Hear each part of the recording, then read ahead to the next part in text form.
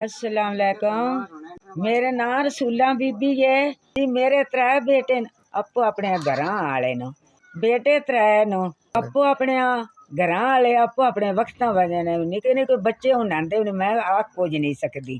मैं बेवा औरत औखा टाइम गुजरदा मन लग वो सोने दे सदके कढ़ना ते आए ते औखा ही आए।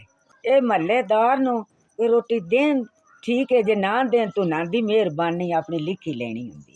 अल्लाह पाक सुख देवे, अल्लाह राजी होवे। बड़ा औखा वक्त लगदा, मैं वडेरा बंदा ते अखी दी भी नरम्याई होई है ते टाइम हुण गुजर नहीं वो सोने रब लगाना है ते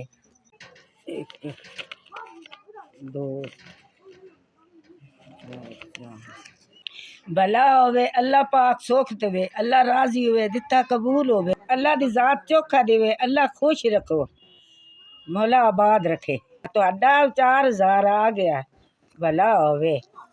अल्लाह पाक सुख दिवे, अकली कारी अपना खादा दुआई देसा, अल्लाह राजी होवे, अल्लाह तंदुरुस्ती दिवे, दिता कबूल होवे। मैं हुण अपनी कोई दवाई दारू करांदी कोई अल्लाह पाक अल्लाह अल्लाह करसा। अल्लाह दुआन चोखा चोखा देवे, अल्लाह पाक राजी होवे।